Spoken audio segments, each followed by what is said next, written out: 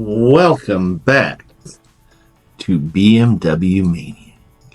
Now, in my last video, I posed the question, does BMW still make the ultimate driving machine?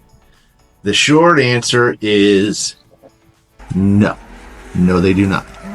The long answer is somewhat complicated, but we'll get to that later in the video.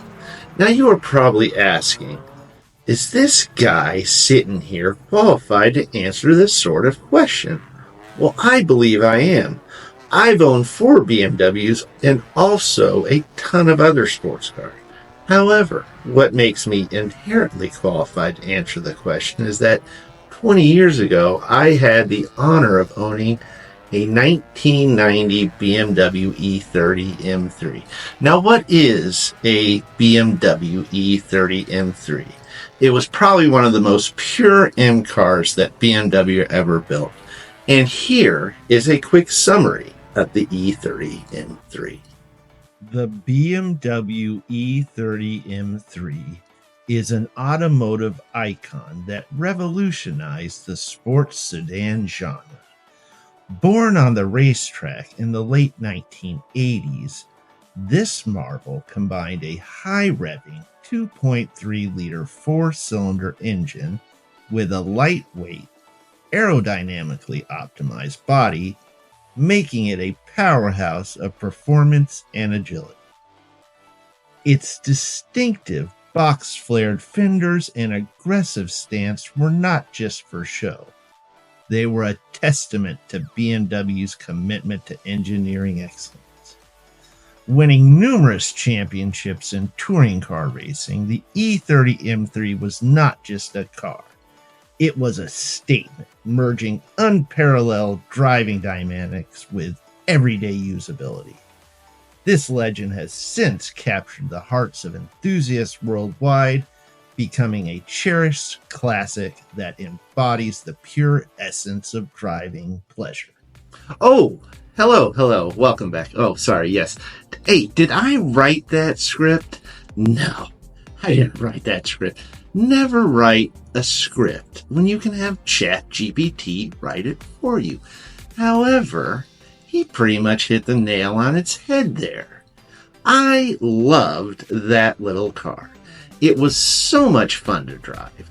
The handling was just amazing, and the power-to-weight ratio was perfect. Now, was it a bit underpowered? Sure it was. But you could wind that engine out all day long as you warmed it up properly, because if you didn't, you'd probably blow it up. It handled like a go-kart. God, I wish I still had that car. I'd take it back in a minute. Now, I've also owned a 2012 335i and a 2018 340i ZHP. Both great cars, but nowhere near that M3. Okay, enough reminiscing. Now, let's get to the fun. Let's name the real M cars that BMW still makes. They are the M2, M3, M4, M5, and M8. And no, M SUVs don't count because they just don't count. Sorry. And those are just the M cars I named. You know, it's funny. I read a lot of car reviews, and it seems that reviewers like the cheap BMW models that have the 4-cylinder engines. And why do you ask? Because they are lighter. Everyone knows that the lighter the car is, the more fun it is to drive. Every single one of those aforementioned M cars weigh over 3,800 pounds, the M2 being the lightest and not light at all. The M5 and M8 weigh upwards of 4,500 pounds. That's heavy. And yes, those M cars have some seriously fast motors, ranging from a 454 horsepower 3-liter twin-turbo i6 in a base 2024 M2 to a 617 horsepower 4.4-liter twin-turbo V8 in an M8 competition. But you have to have that much power when you're pushing all that weight around. And don't get me wrong, they are all fast and handle well. But you just cannot no matter what, hide that weight and make it drive like a light vehicle. There is a reason that reviewers pine over small, lightweight rear-wheel drive cars. They are a blast to drive because they don't weigh a lot. The heavier the car is, the more you have to hide the mass of said car while driving it. Now I have proof of this. My good old dad owns a 2020 Bentley Continental GT convertible. Great car.